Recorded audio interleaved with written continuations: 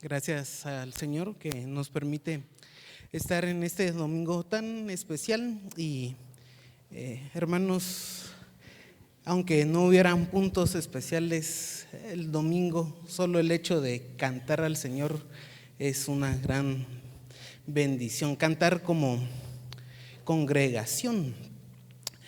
Y hoy es un día muy especial, también hemos recordado la obra de Cristo en la cruz, también su resurrección.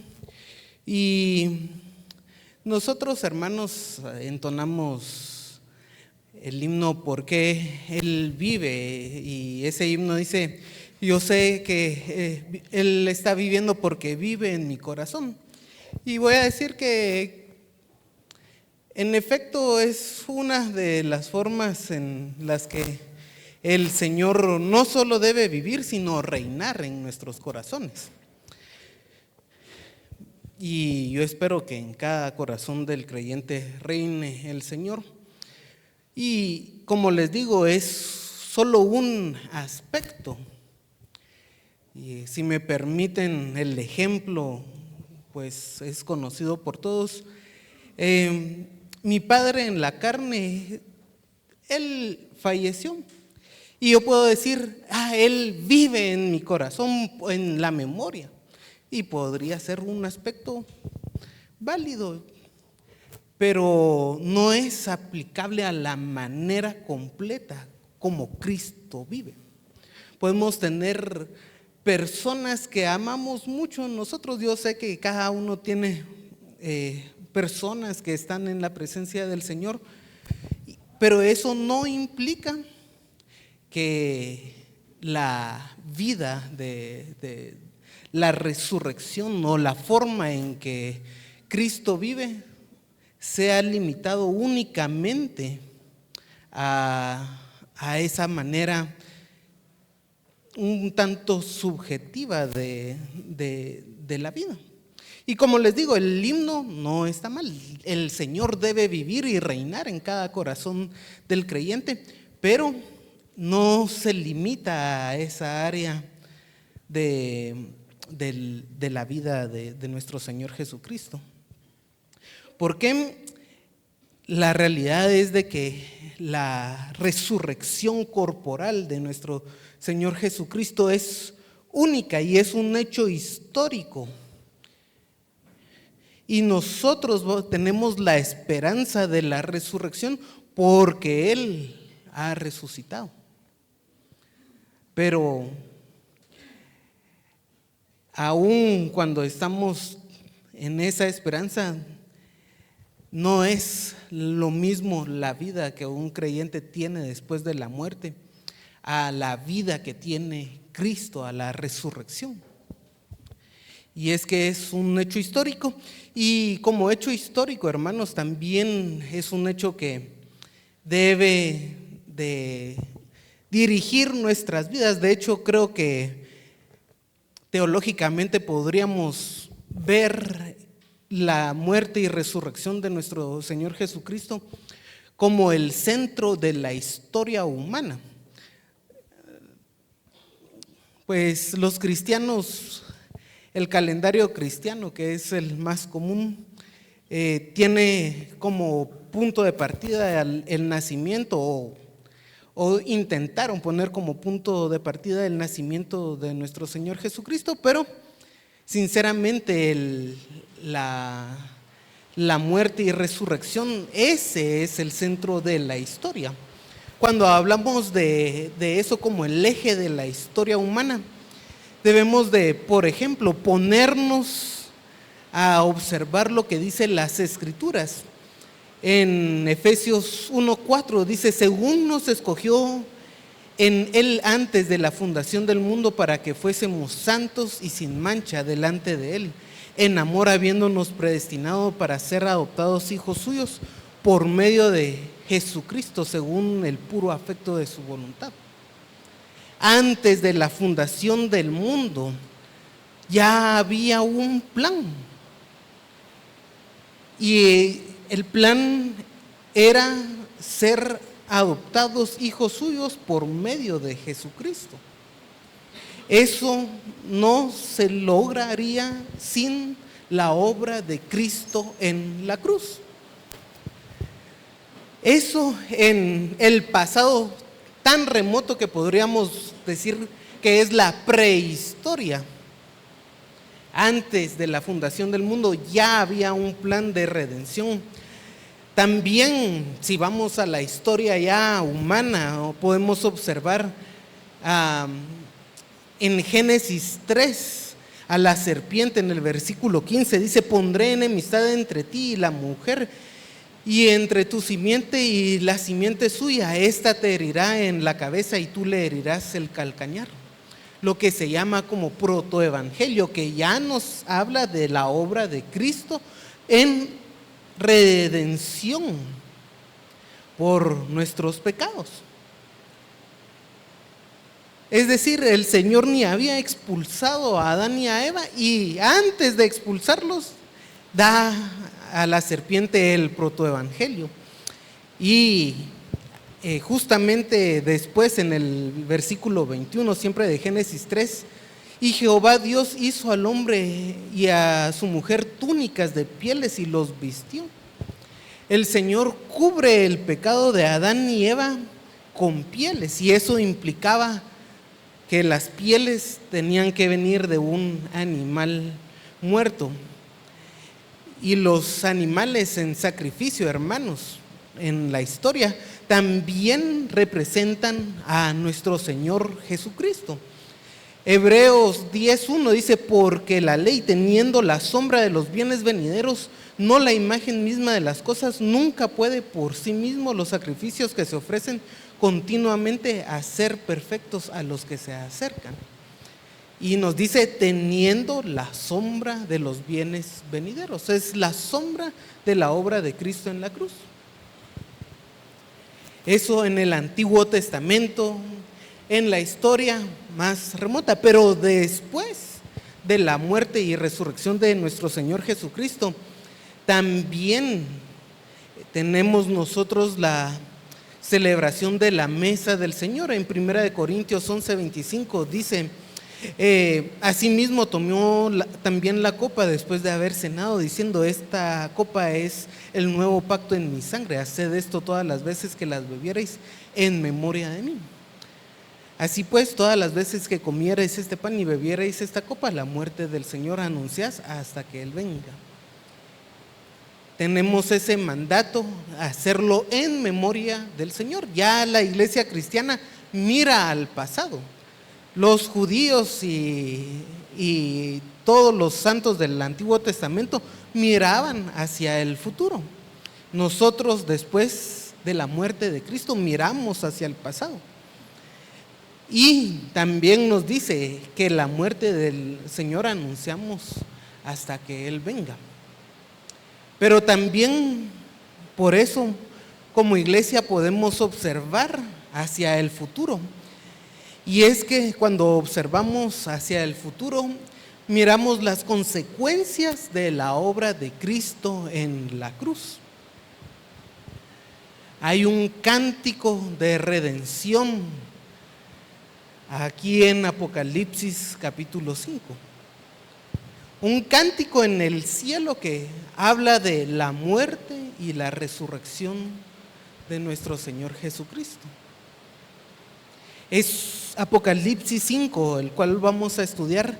Es un capítulo que nos habla acerca de la deidad de Cristo, porque le rinde adoración a Él. Y nos va a describir seres creados que son admirables y fuertes, pero ninguno recibe adoración. Juan en 2 oportunidades se hincó frente al ángel. Uno está siempre en Apocalipsis 19:10 y en Apocalipsis 22:9. Les leo uno, el 19:10. Dice: yo me postré a sus pies para adorarle, y él me dijo: mira, no lo hagas, yo soy consiervo tuyo y de tus hermanos que retienen el testimonio de Jesús. adora a Dios, porque el testimonio de Jesús es el testimonio del espíritu de la profecía. Ningún ángel, por muy poderoso que sea, es digno de recibir adoración. Y hermanos, otra cosa que debemos de observar es que en el cielo no hay idolatría. ¿Puede haber idolatría en la presencia del Señor? Claro que no. Pero acá en Apocalipsis 5 vamos a observar el canto de la iglesia y de la creación a Cristo. Y debemos de observar también que la iglesia canta y honra al Señor por la redención que Él ha obrado. Así que el día de hoy vamos a estudiar Apocalipsis capítulo 5, pero antes los invito a orar. Padre, te alabamos y bendecimos tu santo nombre.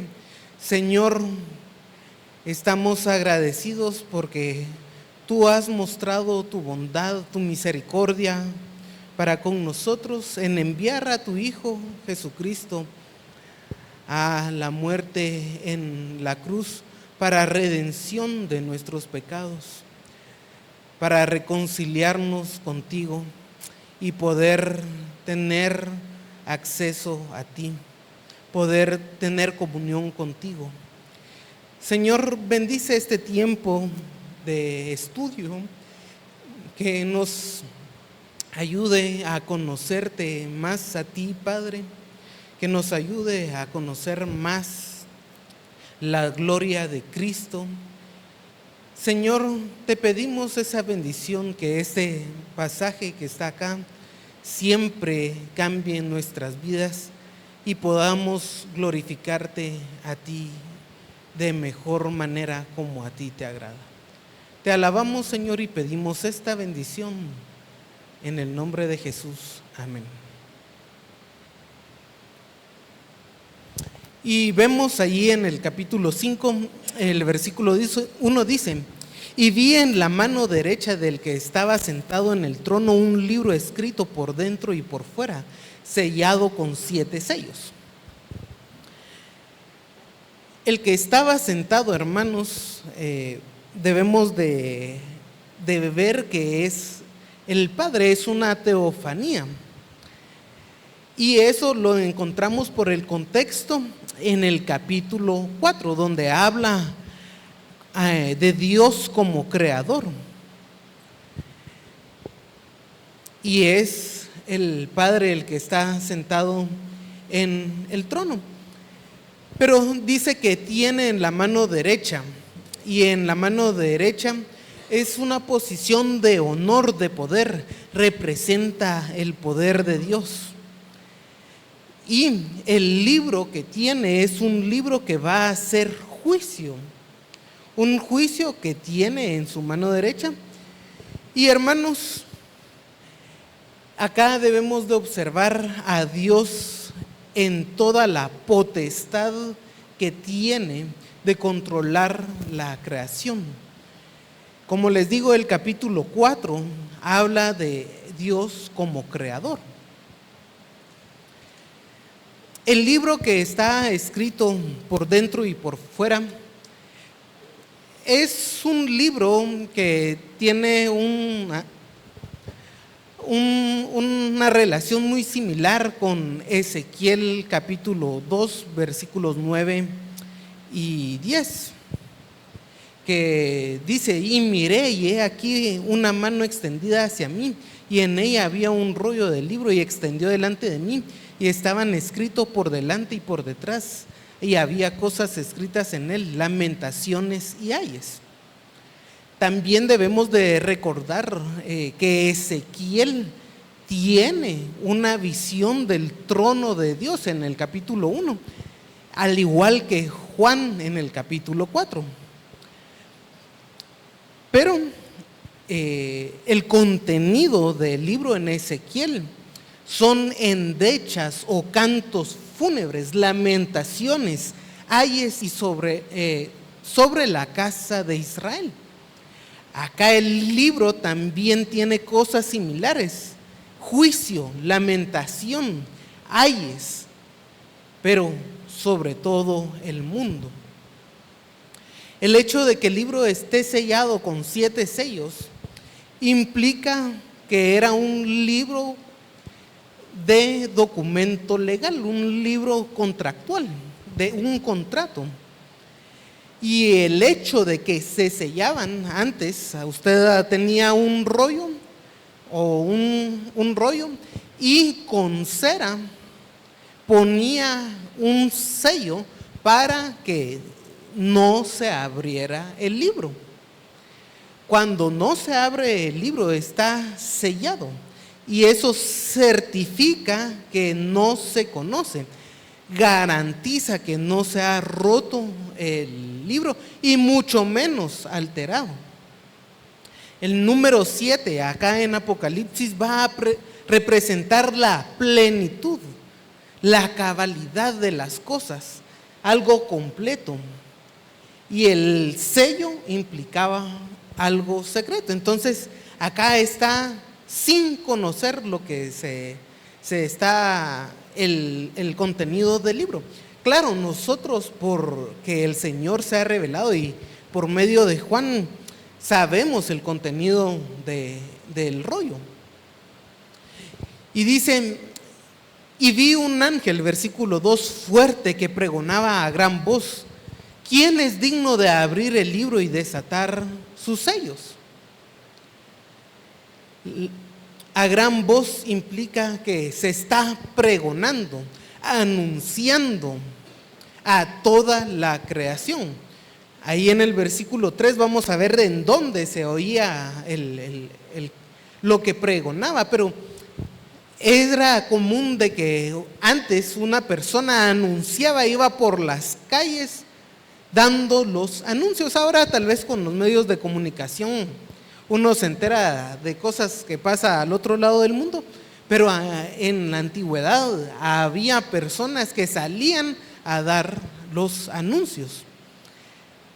Y acá pregonaba o anunciaba a toda la creación. Es un ángel fuerte, vean que es un ángel fuerte, y él no puede abrir el libro, no es merecedor del libro. Por eso pregunta: ¿quién es digno de abrir el libro y desatar los sellos? ¿Quién es merecedor? Y la pregunta, hermanos, está para enfatizar que las personas eran incapaces. Toda la creación era incapaz de abrir el libro. Por lo tanto, también implica que Jesús es incomparable. Al abrir el libro, Él es incomparable. Versículo 3 dice: y ninguno, ni en el cielo, ni en la tierra, ni debajo de la tierra, podría abrir el libro, ni aún mirarlo. Nadie en la creación es merecedor de abrir el libro, ni es capaz, ni siquiera de mirar el libro, hermanos. Ahora si ustedes pueden observar el versículo 1, dice: y vi en la mano derecha del que estaba sentado en el trono un libro. Y acá nos dice que ni aún mirarlo pueden las criaturas. Y eso se explica porque en griego hay varios verbos para mirar. Cuando nosotros en español tenemos también varios verbos para mirar. Podemos decir mirar, observar, contemplar. Y todos tienen diferentes grados de atención. Y en griego también hay verbos que tienen diferentes grados de atención. Quizá en español ya no se dé tanto porque ahora los usamos indistintamente. Decimos miró, observó, y como si fueran lo mismo. Y aún la Real Academia lo pone como si fueran lo mismo. Pero en griego sí se preservaba esa diferencia de observar y el enfoque que tenían. Si ustedes pueden ver mi cara y ponerle atención a mi cara, pueden ver que también, sin quitar los ojos de mi cara, estoy teniendo un libro en la mano, una Biblia. Ahora, si ustedes miran en la Biblia, también pueden ver mi cara, pero son diferentes grados de atención. Y lo que está diciendo acá es de que Juan tenía esa percepción, pero nadie le podía poner atención al libro. Y aún menos si yo les doy la Biblia y la agarran, ese es otro enfoque. Hay más atención si leen la Biblia, a solo mirarla. Entonces, eso es lo que está diciendo, o la diferencia entre ver y mirar acá. Y hay que decir, hermanos, que los dos verbos que utiliza Juan acá son los que menor grado de atención tienen en griego. Pero nadie era capaz de observarlo, mucho menos a examinarlo, menos a agarrarlo.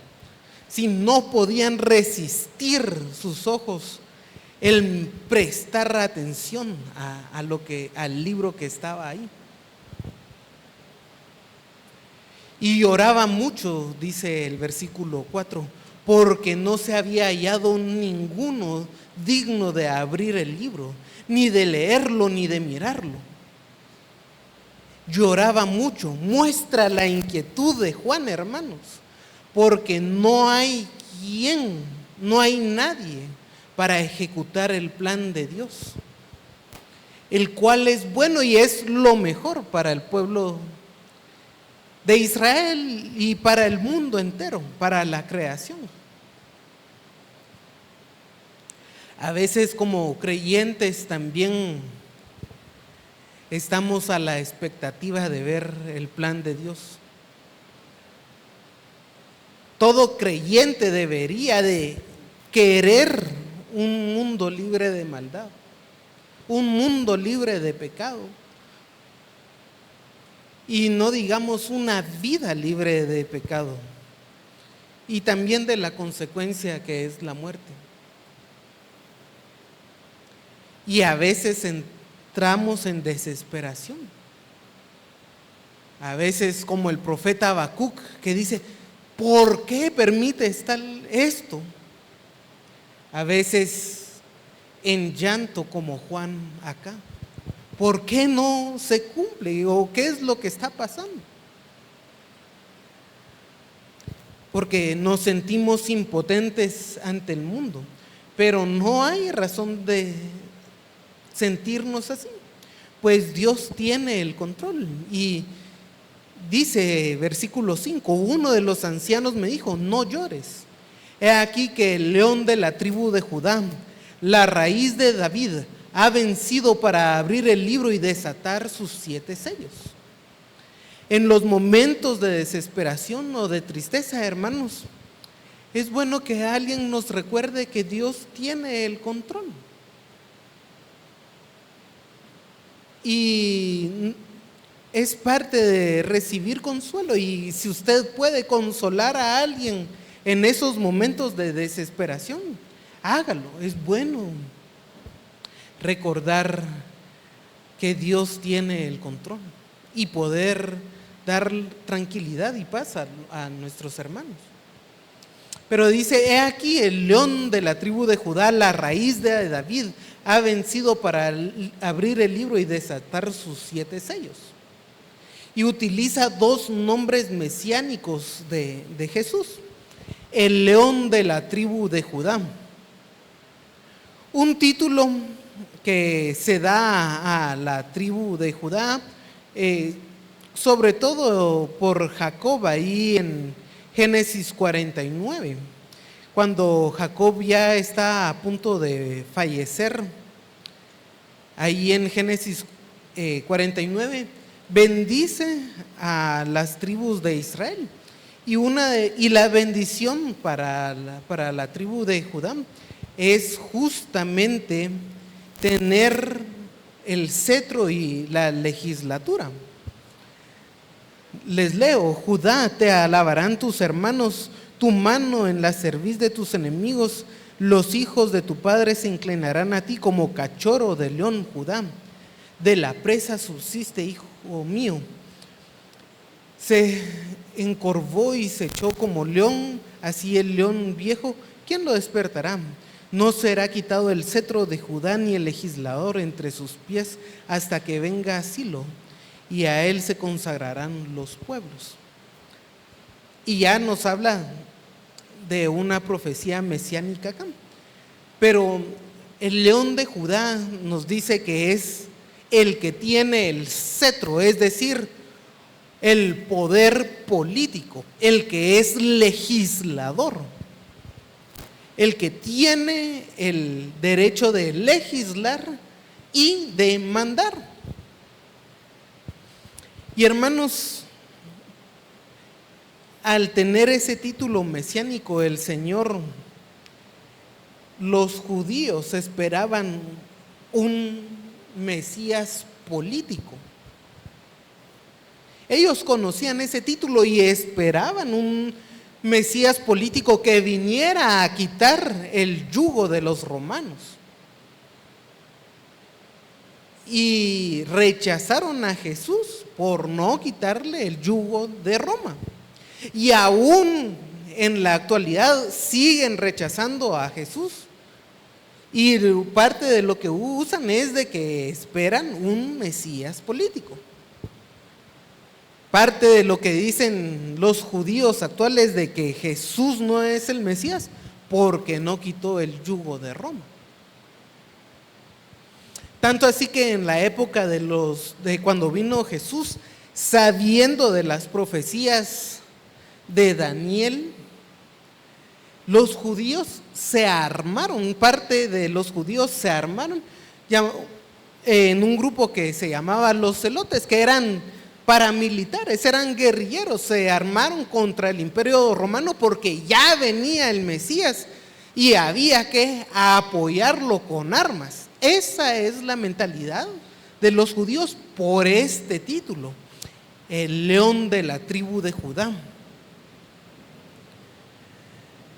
Y aunque Jesús no vino a quitar el yugo de Roma, eso no le quita que Él siga siendo el león de la tribu de Judá.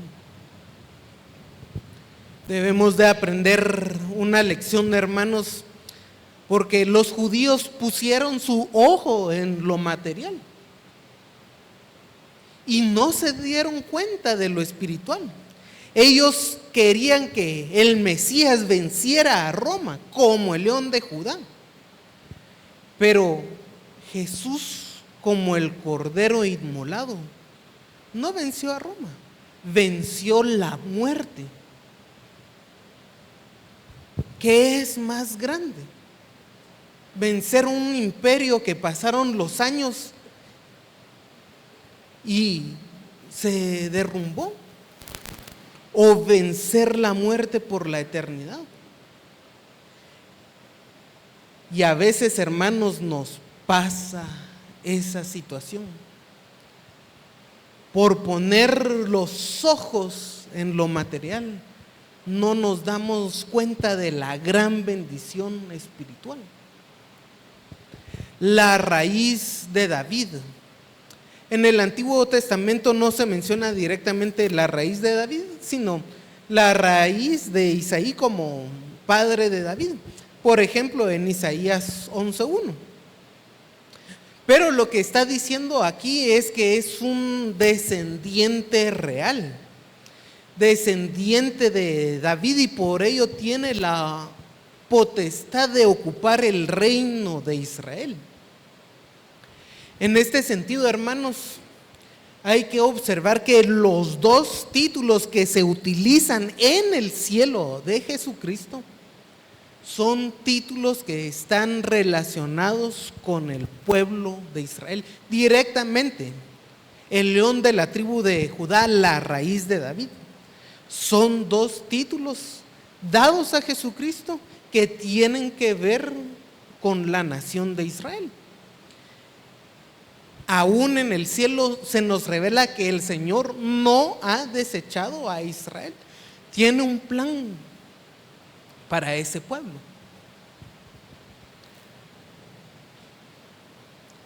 Ha vencido para abrir el libro y desatar sus 7 sellos. Y ha vencido una vez y para siempre, completamente. Nos habla de que ha vencido con su obra de redentora. En la cruz, en la sepultura y en su resurrección, una vez y para siempre. Y miré y vi en medio del trono y de los 4 seres vivientes, versículo 6, y en medio de los ancianos que estaba en pie un cordero como inmolado, que tenía 7 cuernos, 7 ojos, los cuales son los 7 espíritus de Dios enviados por toda la tierra. Acá debemos de decir que esos 4 seres vivientes son querubines, son seres angelicales. Y los ancianos, que el número es 24 ancianos, representan a la iglesia, la cual ya es glorificada y está en el cielo, pues ha sido arrebatada. Los ancianos, que más adelante nos dirá 24 ancianos.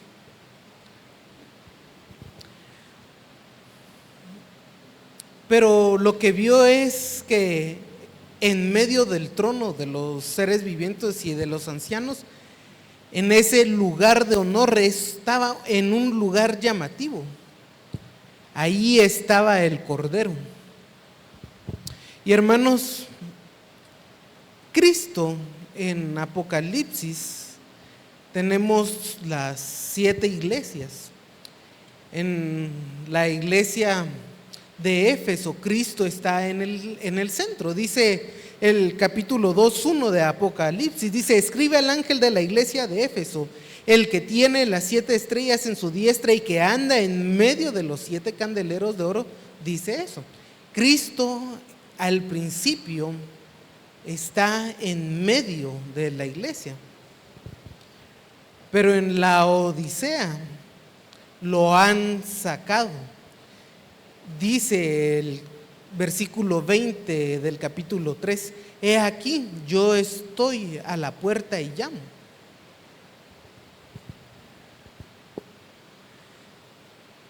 La historia de la iglesia lleva una degeneración en sacar a Cristo del centro, y es algo que no nos debe pasar como iglesia. No debe pasar como iglesia. Debemos, así como está en el cielo, mantener el lugar de Cristo en medio, como en el cielo se mantiene ese lugar. Y hermanos, también en el corazón de cada creyente debe estar Cristo en ese lugar. No solo vivir en ese lugar, sino reinar en ese lugar, en el corazón.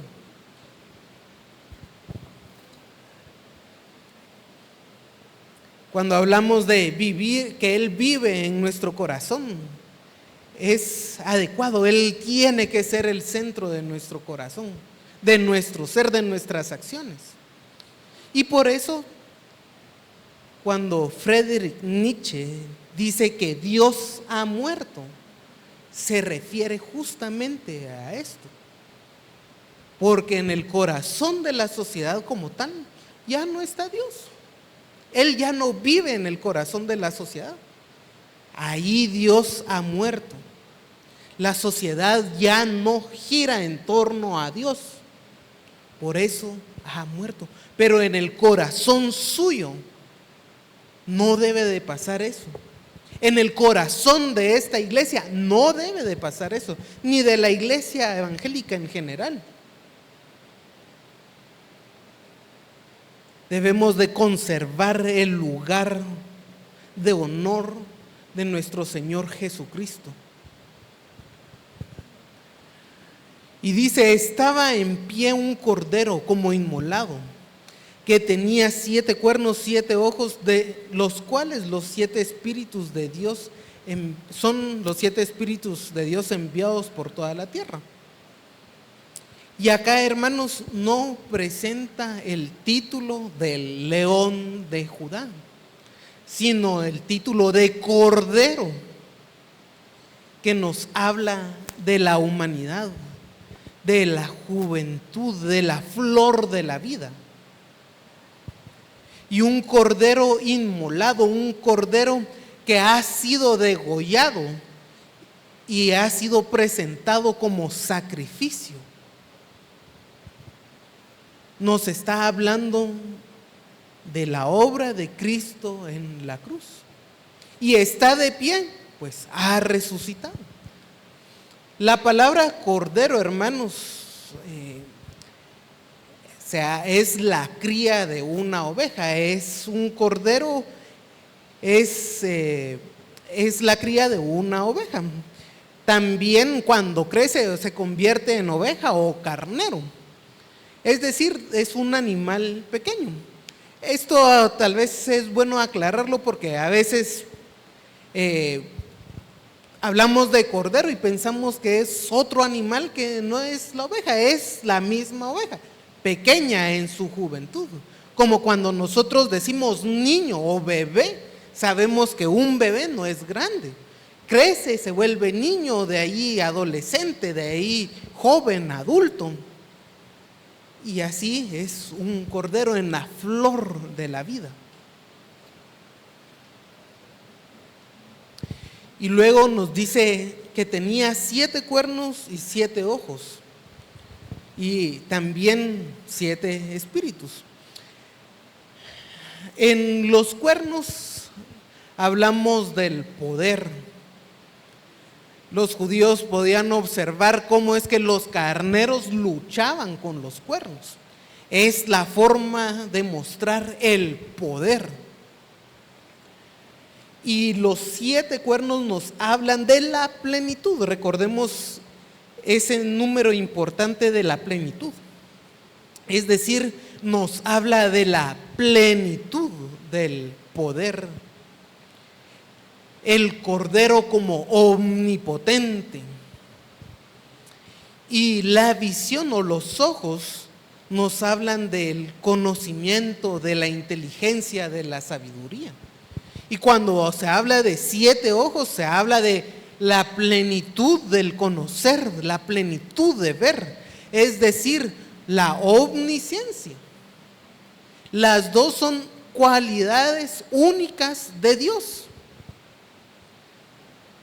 Y los 7 espíritus es la relación de Jesús con el Espíritu Santo, quien es enviado por toda la tierra.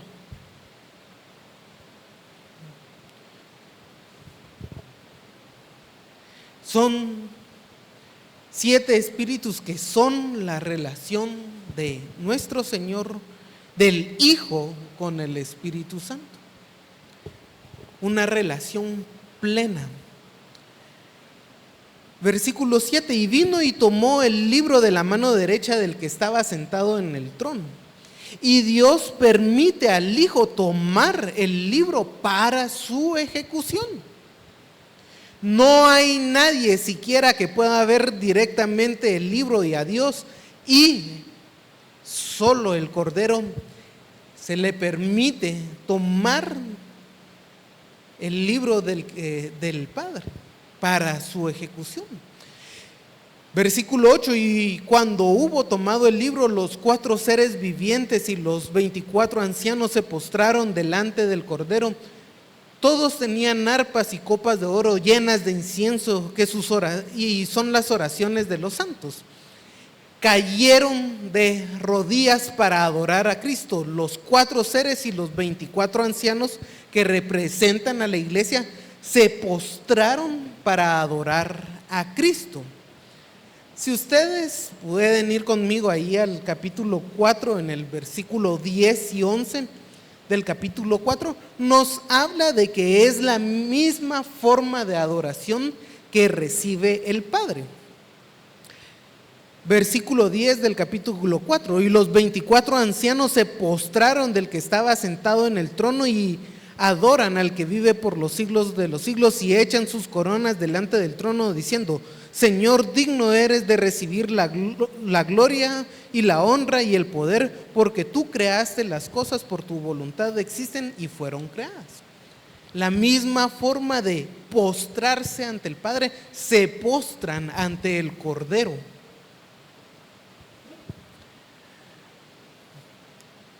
Y adoran al Cordero, lo que nos muestra siempre la deidad de nuestro Señor Jesucristo. Ahora bien, esto es después hecha la obra de redención. Cristo es exaltado a la gloria y adoración que tenía antes de la encarnación. Eso lo podemos encontrar en Filipenses 2, Filipenses 2, versículo 5 al 11, pero también en Juan 17:5. Les leo Juan 17:5. Ahora pues, Padre, glorifícame a tu lado con aquella gloria que tuve contigo antes que el mundo fuese. Después de la obra de redención, Cristo es exaltado a la misma honra que tenía antes del mundo con el Padre, con una diferencia, hermanos, que ahora en el cielo va a haber un canto de la iglesia centrado en la obra de la redención. ¿Qué hacían ahí postrados? Versículo 9: y cantaban un cántico nuevo diciendo: digno eres de tomar el libro y abrir los sellos, porque tú fuiste inmolado, con tu sangre nos has redimido para con Dios de todo linaje y lengua y pueblo y nación. Hay tres partes del cántico que sigue el versículo 10. Uno, se reconoce la majestad y dignidad del Cordero, la obra salvífica del Cordero y el efecto en sus seguidores. El canto nuevo que está en el cielo es un canto de redención, alabando a Cristo por su obra en la cruz y en su resurrección. Y aquí debemos de observar que canta la iglesia. Canta la iglesia, ¿por qué? Porque son los humanos que son redimidos. Si bien los seres angelicales estaban postrados, quienes cantan acá es la iglesia. Y lo que nos dice es: tú eres merecedor de tomar el libro. Tú eres el único que tiene el mérito de tomar el libro. Es Jesucristo. De la creación ni siquiera podían verlo, mucho menos tomarlo de la mano del Padre y destapar sus sellos. Y la razón de acá dice: porque tú fuiste inmolado y con tu sangre nos has redimido para Dios. La razón que se menciona acá, aunque no es la única razón, sino la dignidad que se resalta de adoración, es la obra redentora de Cristo en la cruz. Fuiste inmolado y con tu sangre nos has redimido. El canto único de la iglesia en este punto es el reconocimiento de esa obra.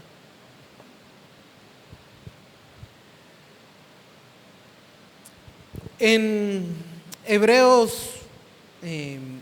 9, del 11 al 15, aunque no vamos a leer todo, les leo el 12. Hay una relación con el sacrificio que había en el Antiguo Testamento, sobre todo con el día de expiación, donde el sumo sacerdote entraba al lugar santísimo y rociaba la sangre. Esto cada año. Y dice, ahora bien, por el contrario, Jesús no entra a un lugar hecho por seres humanos, sino que el lugar representaba lo celestial, sino que se manifiesta en el lugar donde Dios está. En el mismo cielo presenta su sangre de una vez y para siempre.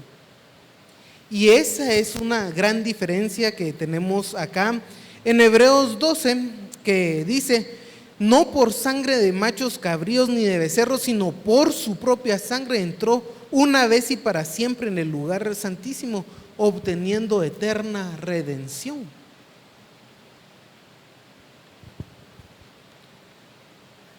Hay una relación con el Antiguo Testamento, pero Jesús entra y redime, obtiene eterna redención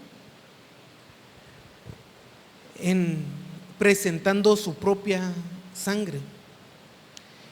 Y esa redención implica el rescate y la liberación eterna, lo cual nos debe de llenar, hermanos, a la adoración como en el cielo, como pasa en el cielo. Y nos has redimido para con Dios de todo linaje y lengua, pueblo y nación. Nos has redimido, la palabra agorazo, que es un término comercial que significa comprar. Es un término relacionado con el mercado. Y nos habla de que nos ha comprado la libertad.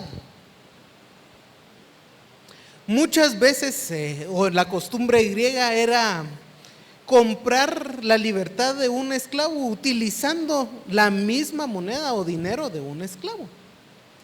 Y acá nos está diciendo que el Señor nos ha comprado esa libertad por medio de su sangre.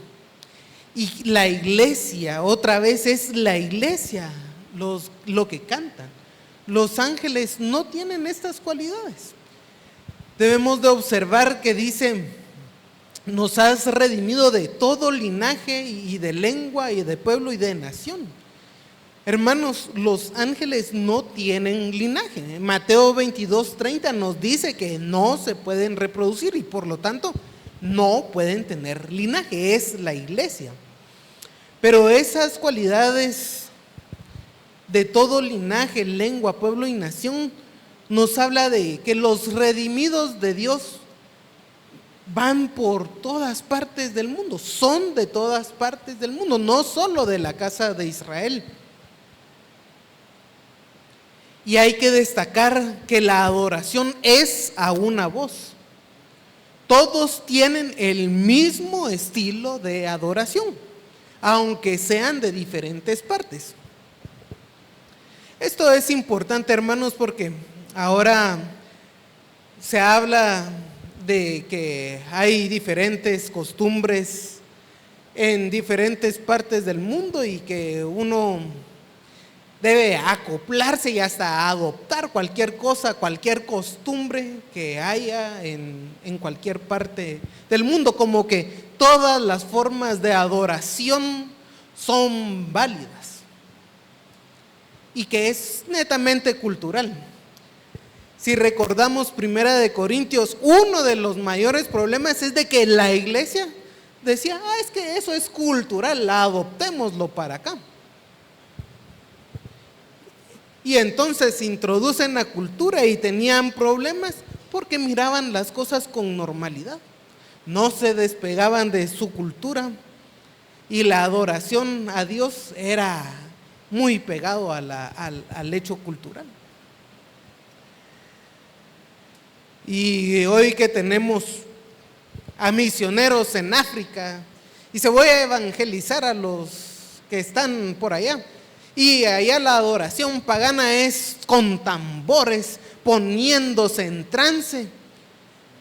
Y los misioneros, en vez de decir, miren hermanos, ya no hay que ponerse en trance, hay que hacer las cosas con orden. Yo también me voy a poner a bailar a ponerme en trance, porque es lo cultural. Así que ahora la iglesia ha adoptado una forma pagana de cultura, de cualquier cosa, de adoración. Y no solo dejan los tambores allá, sino quieren venir a meter los tambores acá, que ya no sería una cuestión cultural. La adoración en el cielo, hermanos, no es así.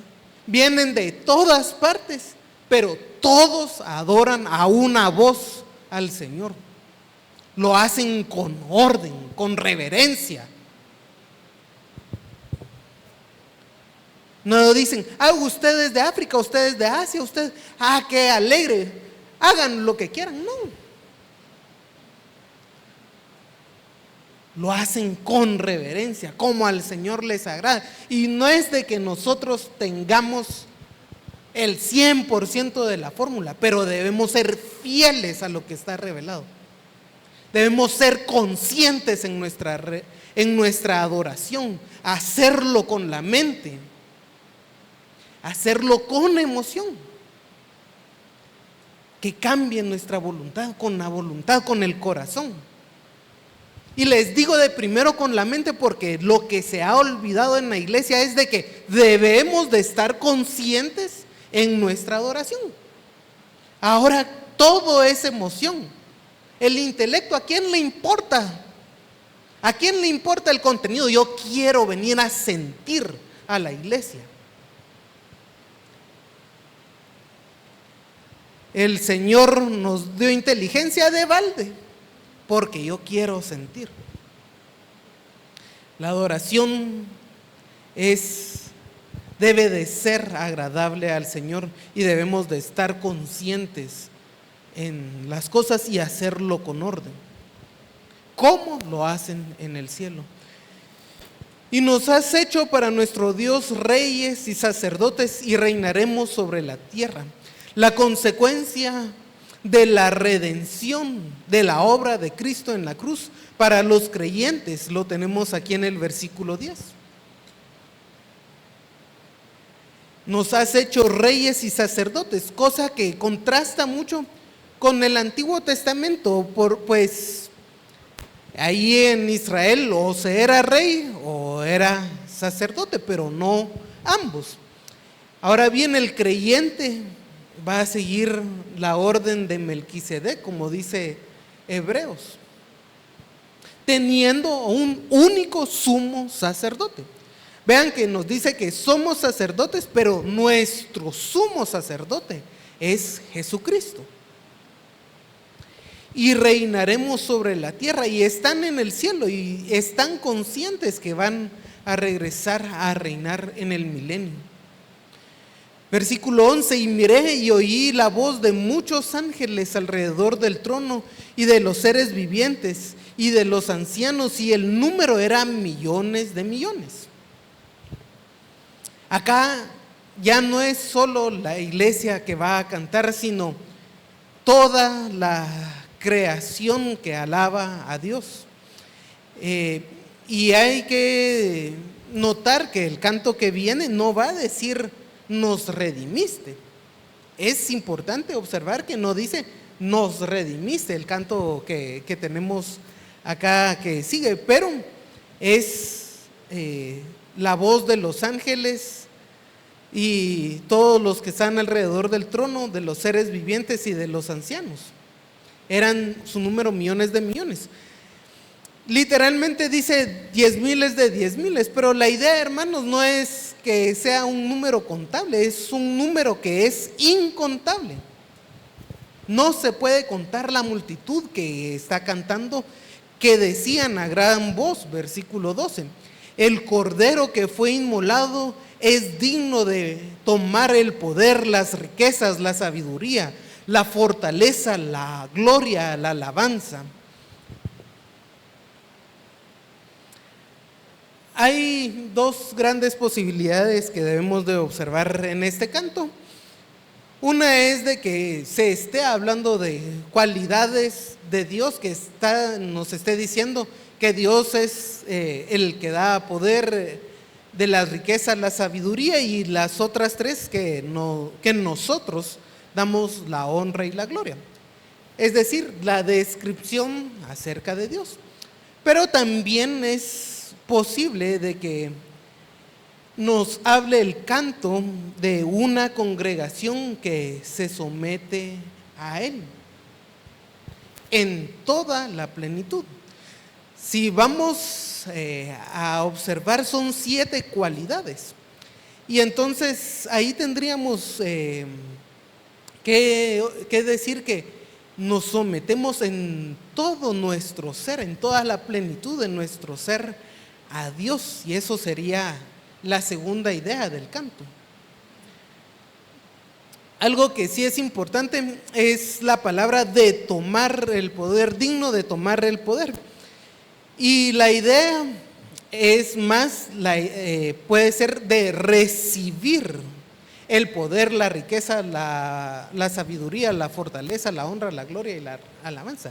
Es más, Él recibe, no es de que toma, sino recibe. Y eso sería recibir de nuestra parte lo que está acá, las 7 cualidades.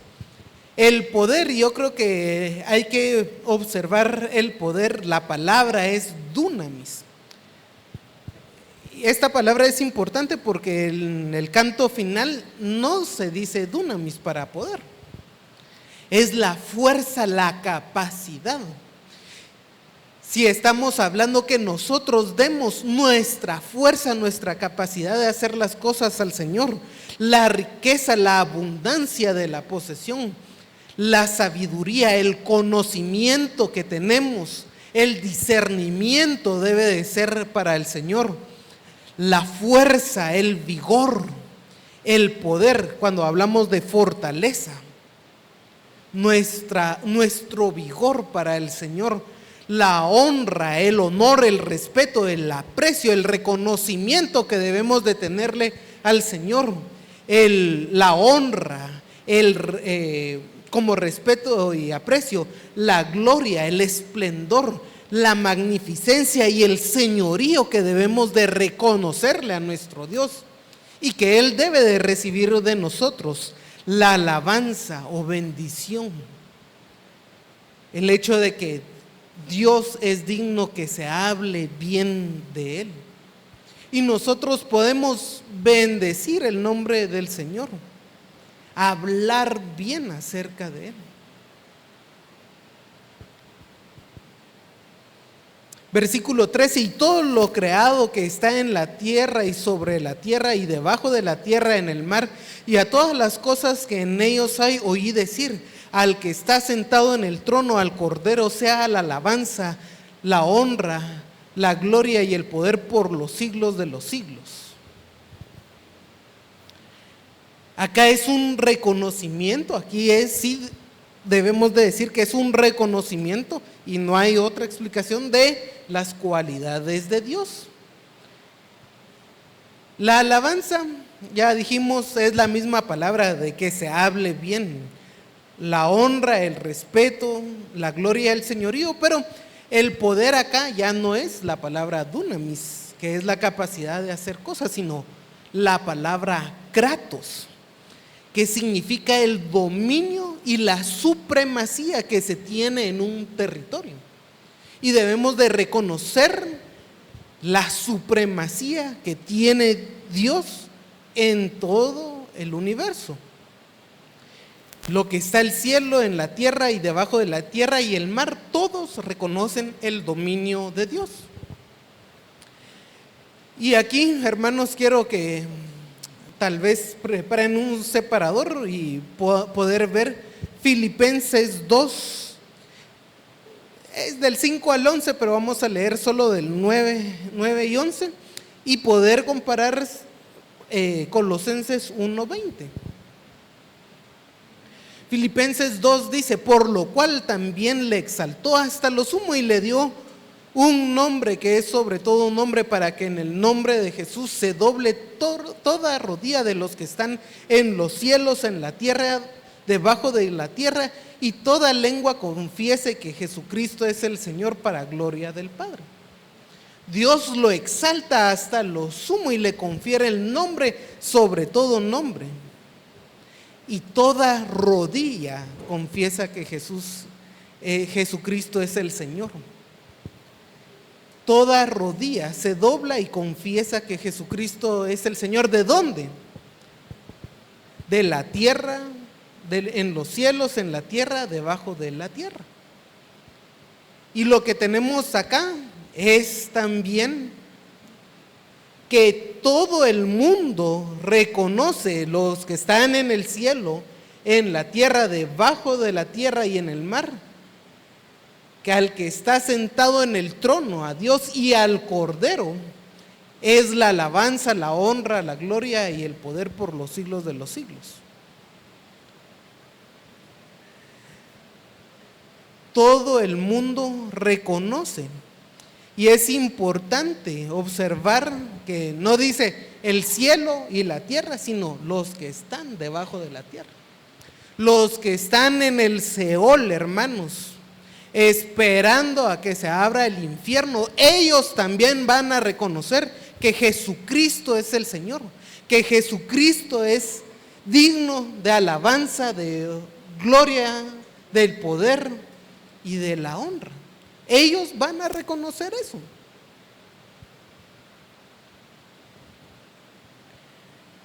Pero eso no significa que van a salir del Seol y ya no van a ir a la condenación. Por eso es importante ver Colosenses 1:20.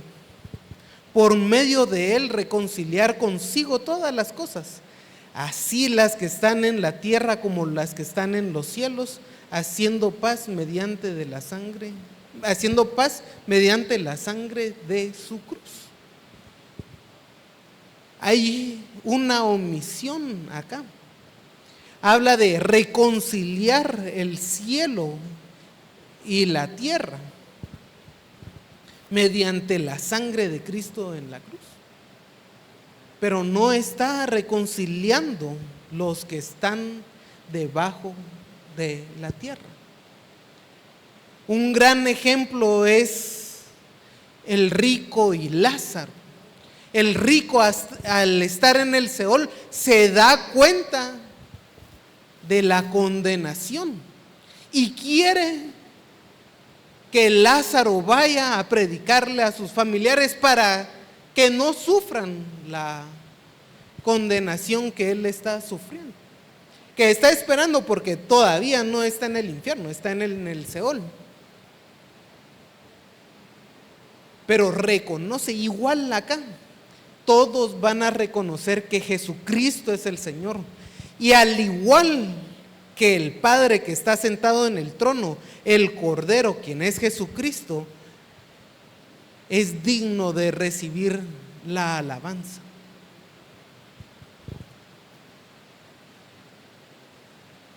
Y lo único que pueden hacer los seres vivientes es decir amén. Así sea.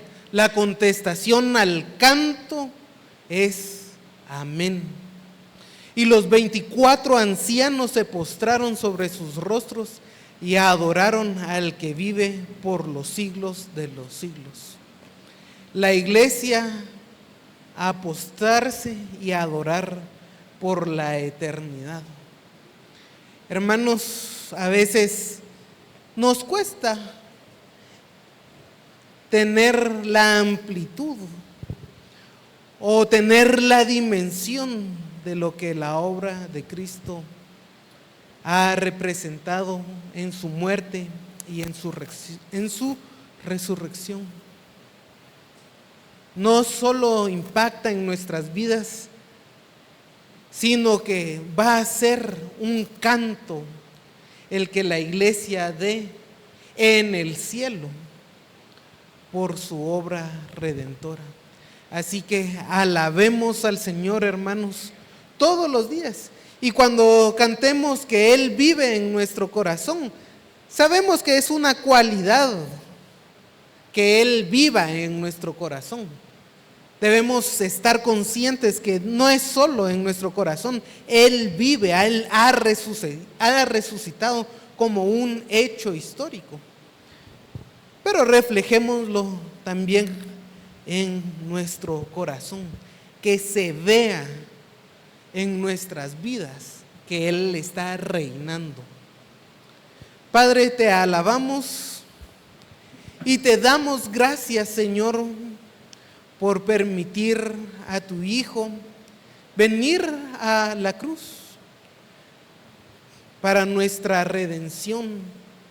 Señor, llénanos de amor y de gratitud, y que desde acá, en esta corta vida que tenemos en comparación a la eternidad, podamos aclamar a nuestro Señor Jesucristo y ver la obra redentora de Él. Somos pecadores que no merecemos tal amor, pero en tu misericordia lo has permitido. Te alabamos, Señor, y te damos gracias. Que nuestra adoración, Señor, sea como un olor grato a ti. Señor, si nos hemos desviado, ayúdanos a retomar el camino y adorarte a ti. Sabemos que tenemos al Espíritu Santo viviendo en nuestro corazón, el cual se entristece si hacemos algo mal. Ayúdanos y permítenos escuchar a tu Santo Espíritu y retomar el camino de adoración que a ti te gusta, Señor. Bendícenos y, Señor, te agradecemos por la obra de Cristo en la cruz y en su resurrección, de la cual todos somos partícipes, por tu misericordia, Señor. Te damos gracias y pedimos tu bendición y tu guianza. Amén.